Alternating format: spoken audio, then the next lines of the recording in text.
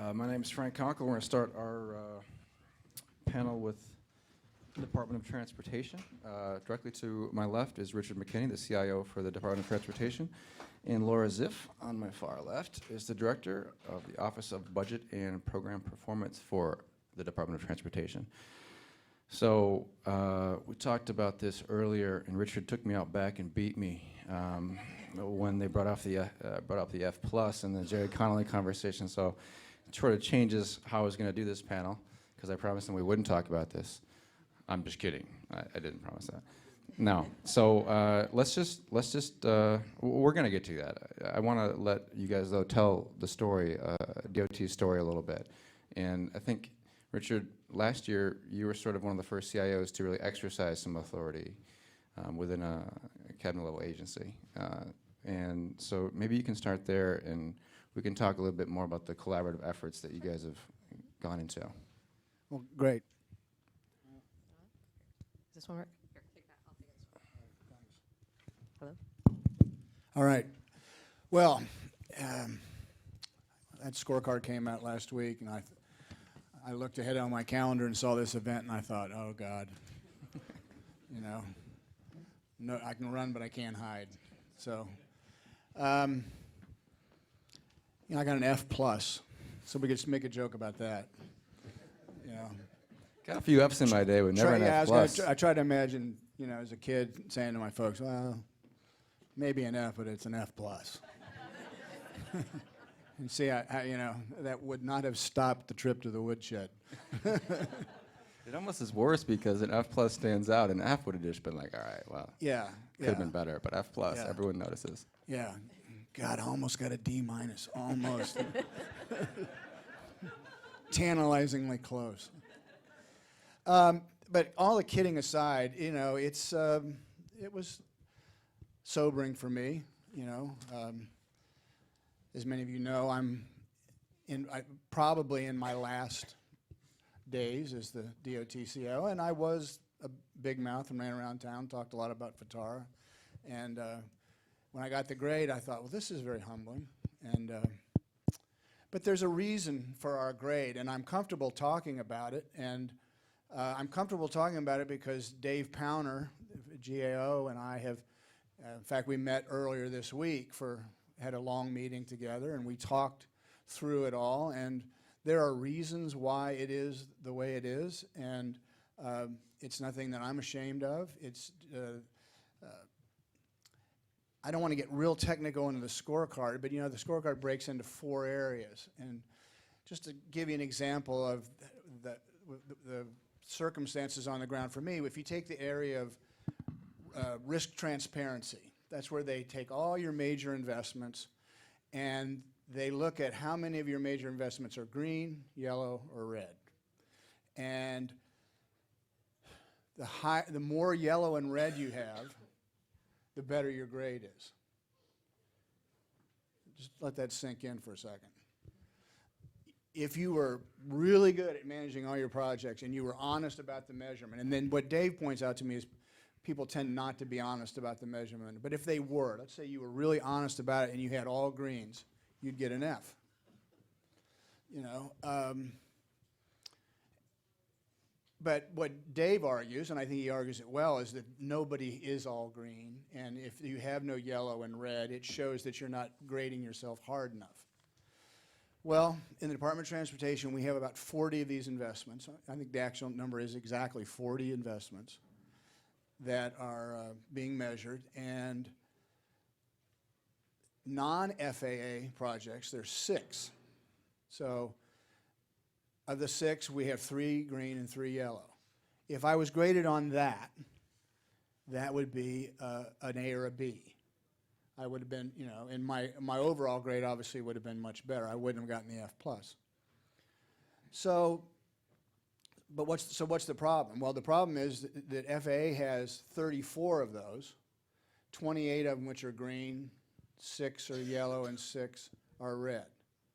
And you throw that, you know, you throw that onto my report card, and I fall down to, we get a D in this area. So this is the one we did a little better than F. We get a D in this area. Would have gotten a B or an A. Now, So why is that? Well, and why am I being held responsible for that?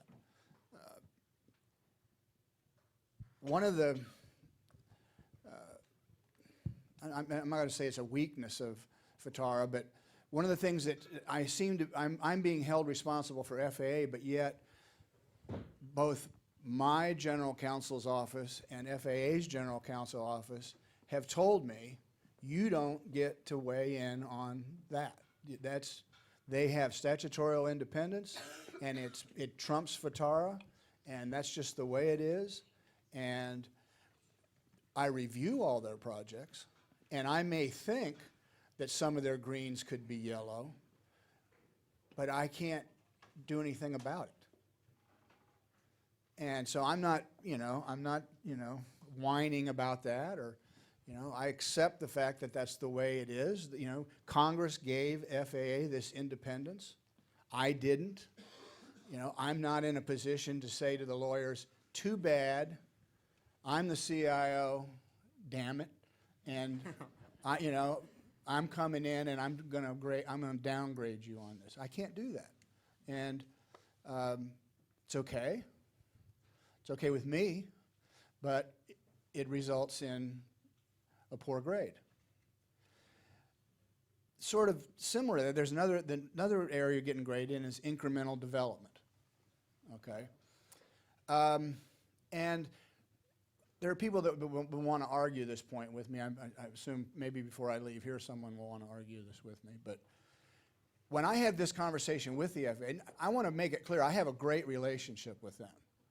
Tina Amron, who's the CIO in there, she and I get along very well, and we've been very cooperative with one another. She has a lot to say grace over, and she's a phenomenal person and a phenomenal CIO who is very impressive to me. But what Tina has explained to me is that their projects, their major investments, a lot of them fall in the national airspace. Next gen, you all know what I'm talking about, right? A lot of those projects don't lend themselves to incremental development. That's just not the way they're going to introduce product into the national airspace. They're just not going to do it. And not only are they not going to do it, they're not going to listen to anybody who insists that otherwise. They're basically, we know how to run the national airspace, and you may think incremental development's a great idea. We don't.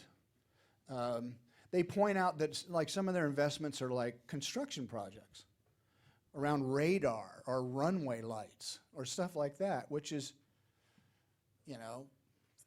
it's not It's not the same kind of IT. Yeah, it's not the same thing. So we get it. So, and again, if you were to strip all that out and look at what I say grace over, we'd get an A or a B. But I don't. I get an F in that category. Data center optimization.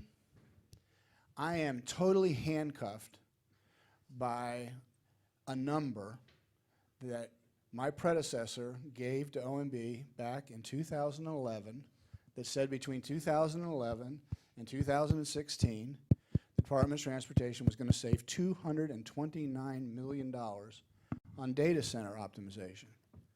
And when I was first told about this, my question was, how did you calculate that?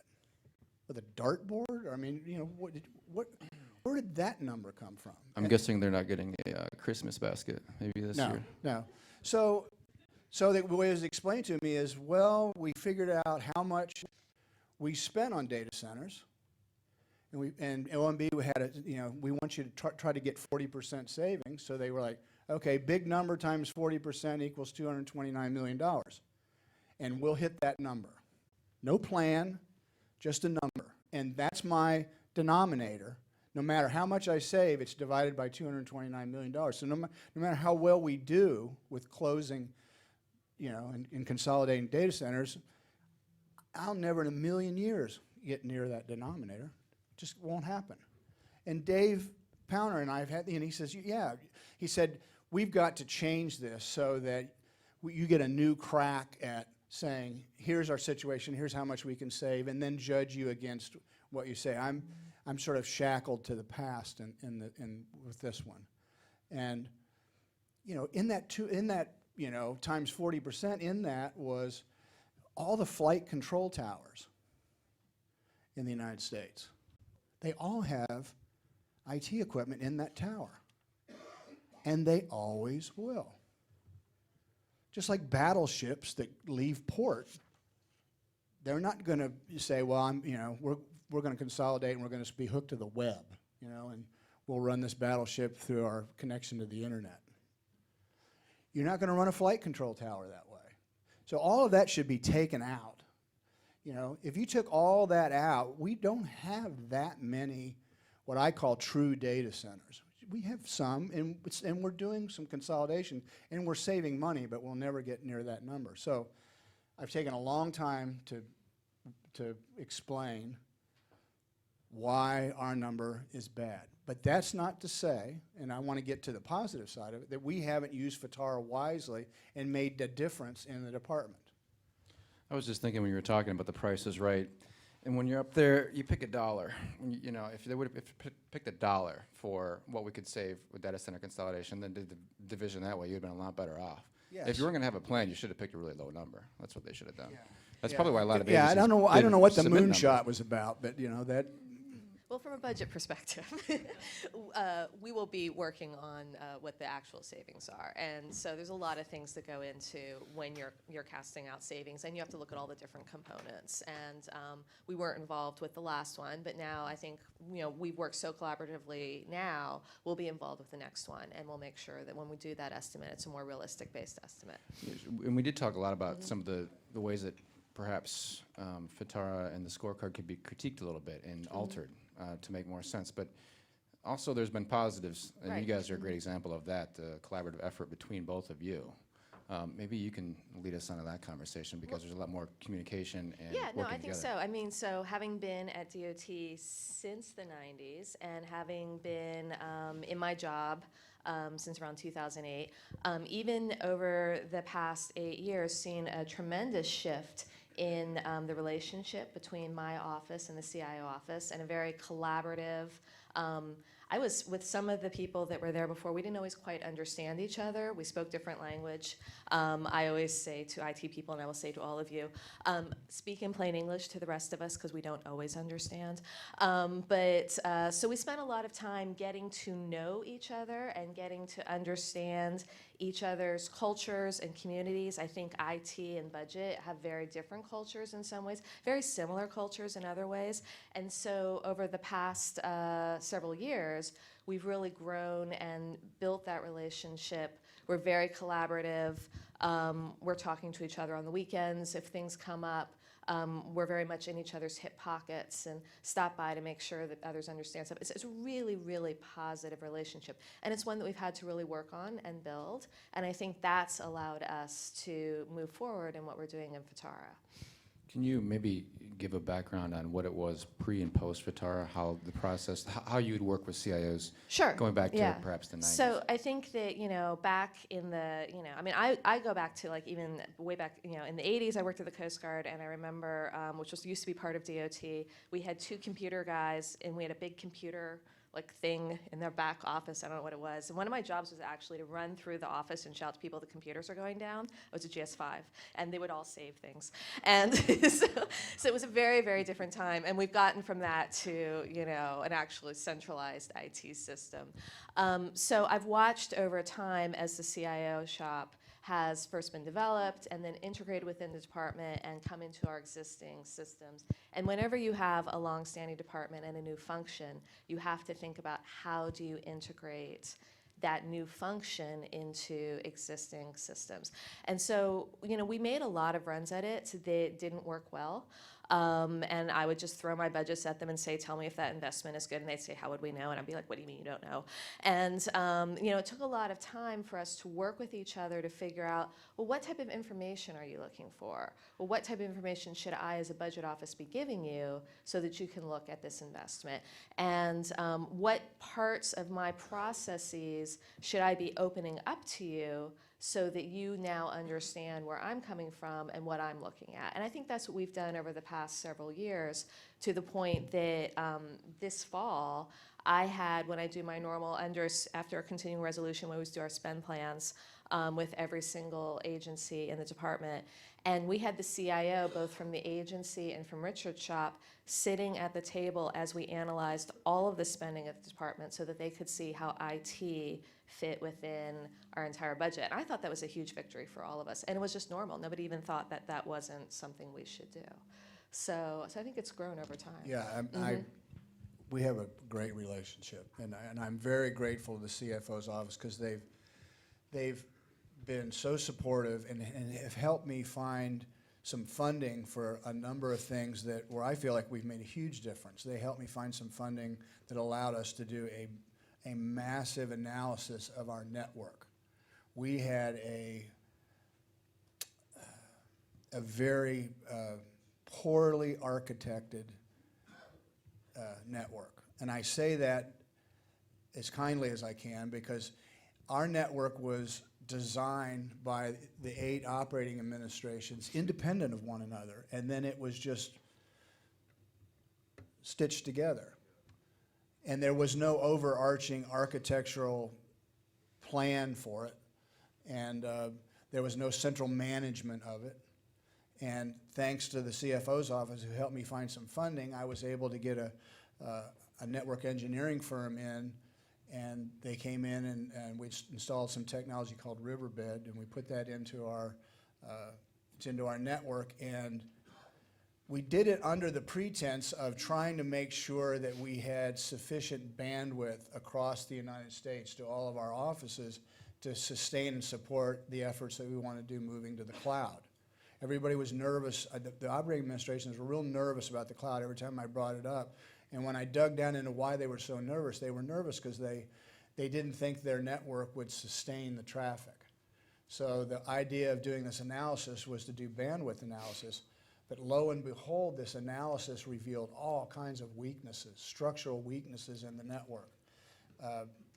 Literally hundreds of vulnerabilities that heretofore undetected and unknown by anyone.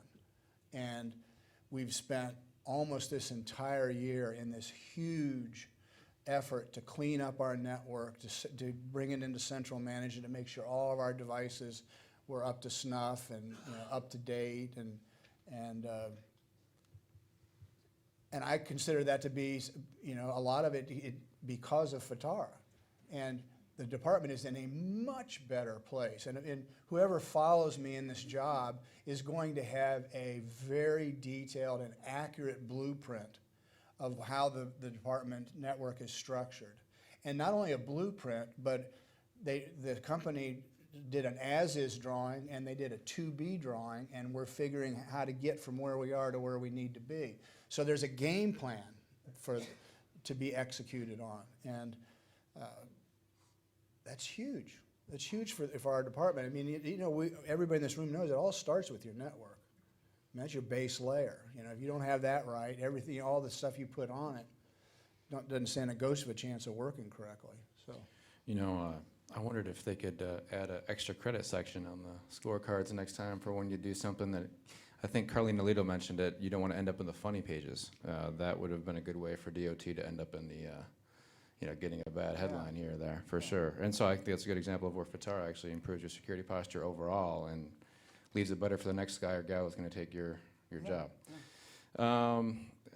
And so you spoke with Dave. Dave, when he testified a hearing ago, not the third scorecard session, but the second, if I recall correctly, he said there was a lot of, and part of the reason that we had some budget folks go up in this last hearing from state and DHS was that there's not always a good, positive relationship between those offices. What advice would you give to other agencies that may struggle with that or maybe don't have the kind of communication or collaboration that you guys have developed?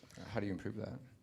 You can You both want- answer you that. Yeah, I go. mean, so it was interesting. I actually was at a meeting of budget officers across government yesterday, and one of them said, "Hey, I saw that you're speaking at this thing tomorrow, and what are you going to talk about?" And we started talking about their relationship with their IT their CFO, CIO as well.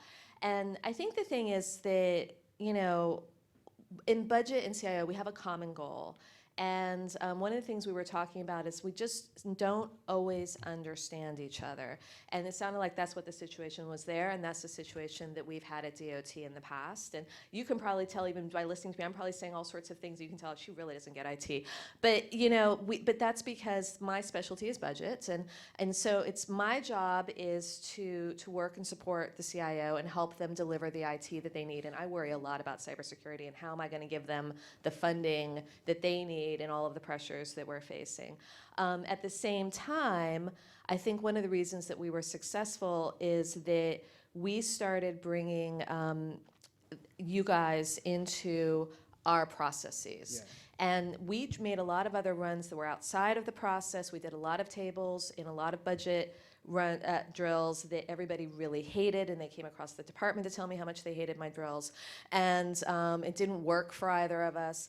And it wasn't until we did two things, I think, that we brought you guys as part of the processes, and then we also stopped and started asking, how are you budgeting for IT? We're not going to tell you how to budget for IT. You tell us how you are budgeting for IT, and let's start there. And I think those two things really is what sort of broke the logjam and got us going and got the dialogue going and got us on the path that even if FITARA went away tomorrow, we would still stay on this path and still keep doing it because it's so important. What do you think, Richard? Yeah, you know, what I hear from some of my fellow CIOs and is that the reaction to FITARA by their CFO was that their CFO felt threatened by the authorities that you know were being given to the CIO, and I don't think they ever felt threatened by me because I said to them, Yeah, we never felt threatened. help me, help me. You know, I came to the federal government, I know IT, I didn't understand all the budgeting processes and all this. I just went to them and said, I'm in your hands. Here's what I'm trying to do. Here's what I need to do. Help me get there. When we wrote the department's FITARA implementation plan, it was very much a how can we do this together? And we didn't feel threatened. They've done nothing but educate me, and still got a long way to go. But I'm a lot smarter about the federal budget process now than when I started. And I know when I ask them a question or express a concern, I know I'm going to get a straight answer. And I'm going to get an answer that is the right answer and the answer that I need to go with. And so the advice to other folks is sit down and talk to each other. Talk real to each other. Be honest with each other, you know. This turf thing, there's plenty of authority for everybody. Everybody's going to get to, have their, Well, and I think authority. But authority exercised together is much more powerful than I have authority over you or you have authority over me. How about together we have great authority? Our two offices are strong. Everybody in the department knows you can't split these two folks up. These two offices up. There is no way to run between them and put them at odds with one another. And so no one tries. When we did all around the IT spend plan and enforcing out the transparency of the way they realized, well, I can't go to the CFO's office and get I can't appeal to them to do things differently than what Richard's asking for because they're asking together. And made a huge difference. You already brought up authority. Let's talk about that. That was the new addition, this iteration of the scorecard. So how would you assess where CIO authority is in DOT? And maybe you can lament across government as well. Are CIOs having enough generally, and also the report to a secretary or deputy secretary is a fairly simple rating that they had, a plus or a minus, do you or don't you? How much does that matter as well? Well, the fact that I sit in on the secretary's cabinet meetings with all the administrators, and I hear what they're up to, and then they see me as a peer, makes a big difference. So I think that's the plus side of being a direct report to the secretary.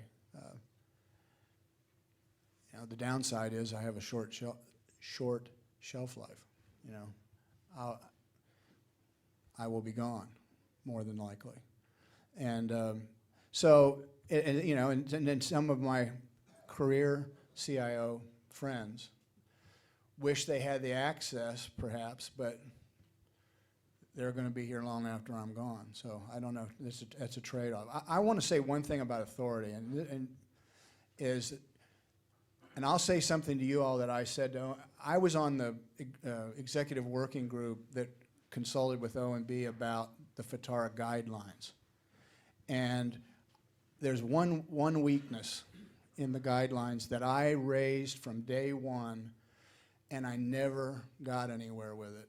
And I've told them this, and so my saying it here is not going to be news to anybody, because it was like, God, Richard, you dog with a bone on this issue. I raised it so many times with him. Is that in the FITARA legislation it says that no one in the department will hold the title of CIO without the approval of the departmental CIO, which means nothing. You know,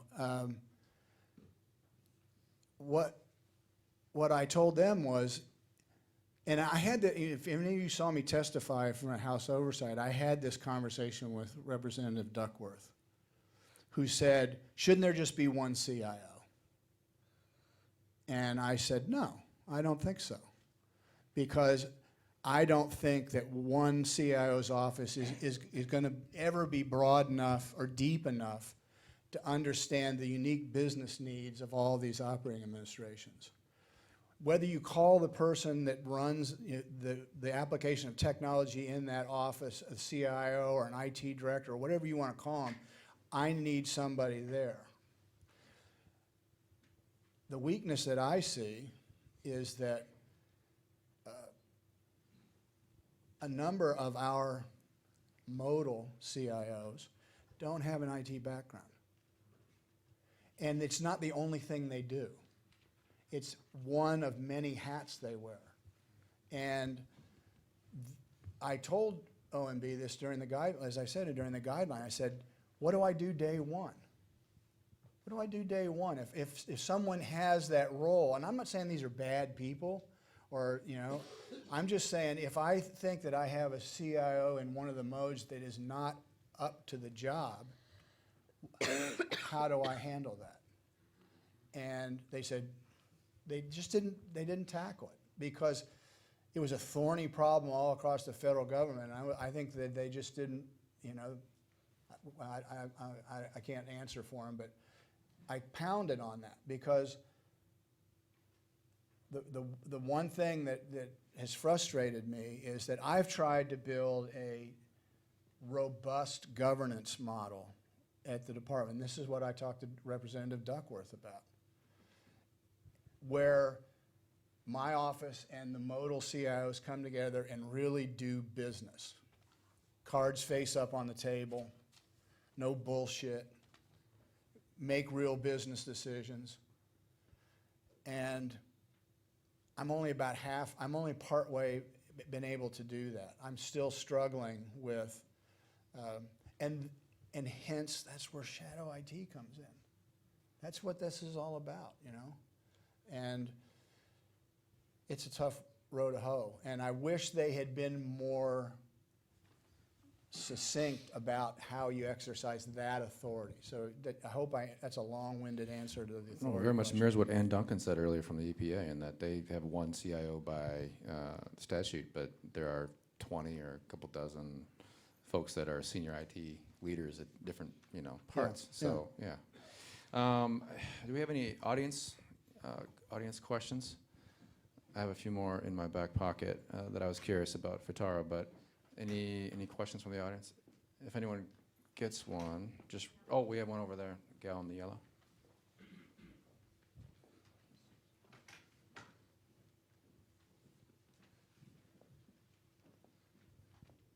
So I had a question about how you determine IT in your aviation. A lot of times what we hear from our mission, I work at NASA, what we hear from our missions is they can't separate IT separate from an aviation project or human space flight project. Was that a Yeah, problem? that's a great question and very true in the national airspace. What's called technology could be a server, a router, it could be a giant radar installation. It could be any number of large pieces of technology that nobody in this room would recognize as commodity IT, or just, the IT that most of us say grace over and struggle with.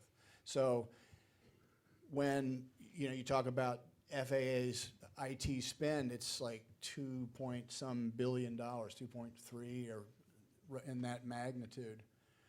A lot of that's just not, regular old IT.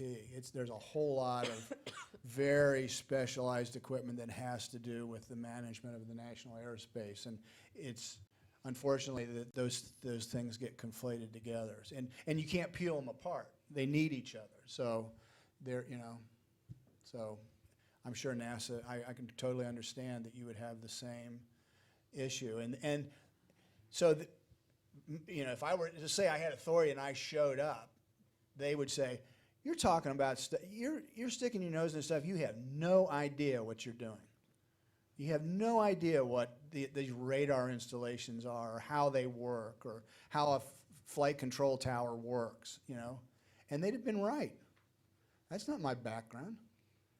I'd have been a duck out of water. You have anything to add on that, Laura? No, I think that's perfect. Any other questions? Hold on one sec. They're recording this, so they'll want to get your. Dallas Hudson, Department of Veteran Affairs. With the authority of the CIO as implemented by FITARA, you're making calls. Let me back up. This is actually it addresses the budgetary issue. So not every federal agency gets their money from the same place. So we have different budgeting authorities. Sure. Right. Yeah, we centralize the IT effort. How do you manage the finances Across the effort? So you consolidate all these IT efforts, the data centers, but they're being used under different authorities. How do you manage that? If I'm understanding your question, something that keeps me up quite a bit is that we as a department have 11 different agencies. Some are more robust in their funding than others. Some are very, very tight in their admin funding.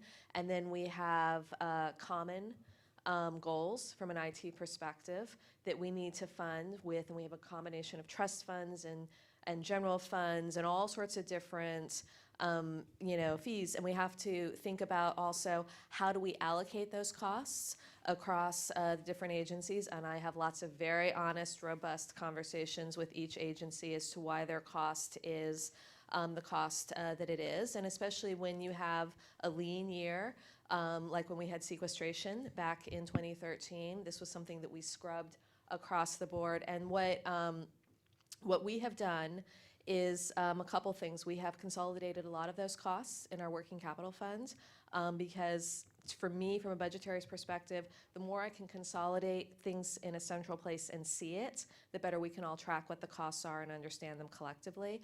And then we have opened up the books and sat down with every single agency and gone through all the costs and gone through all the cost methodologies. And we've also been open to changing our cost methodologies. Are we disproportionately funding it out of one of our larger agencies? And let's talk about that. Or did we disproportionately give too much to a very small agency? And when you have agencies that range from billions of dollars to 17 million, you can end up with some really strange cost distributions. And so it's an iterative process, but I think one that works with a lot of meetings and a lot of sitting at the table and a lot of spreadsheets, and all the way up to the executive director of agencies are typically involved. And we do it all the time. Does that answer your question? Well, actually, I was talking more specifically about the color of money.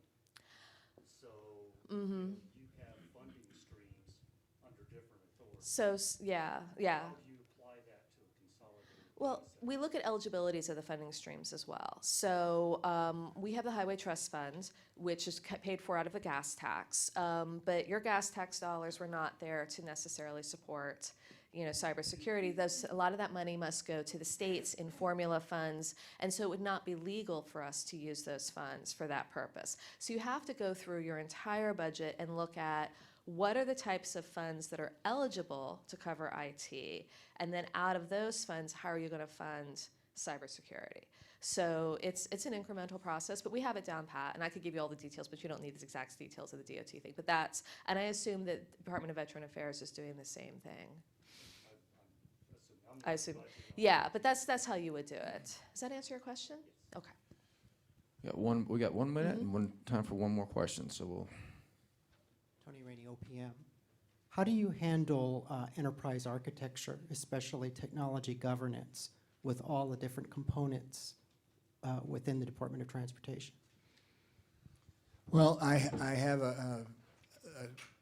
had a chief technology officer who handled and it was Maria Rote. I've recently lost Maria to Small Business Administration, but I had that position, that office of chief technology officer. And in that office, we have an enterprise architect, and we are developing an enterprise architecture. It's not easy, but we feel like that's ours to do and ours to create, and we're working with, I don't want to, I hope in my remarks I didn't sound like all the modes I struggle with, because some of them I don't. So, we work with a lot of the ones that really want to work with us, and we work on our enterprise architecture, and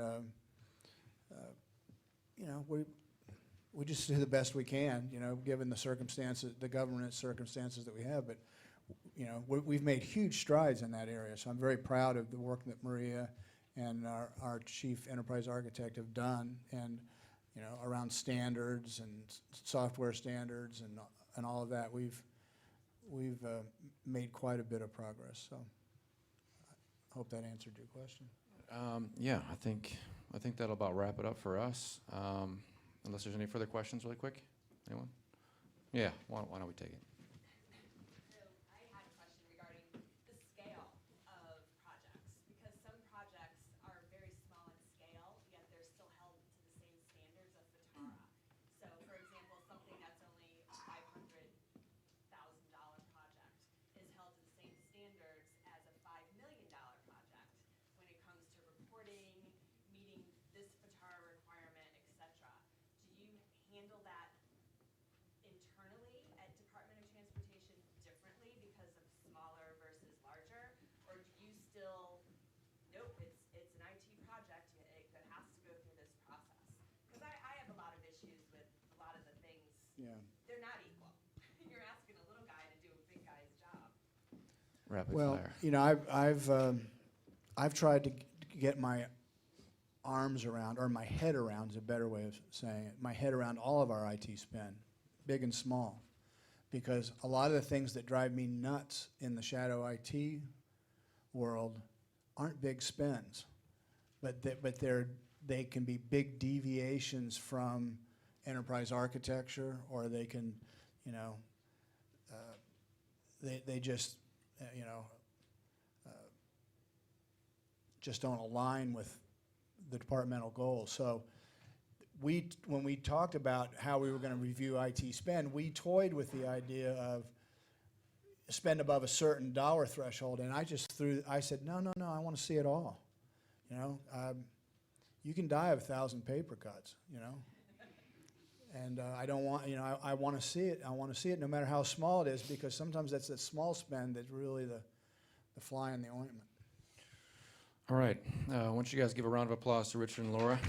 Richard, good luck at whatever your next gig may or may not be. Laura, keep on trucking.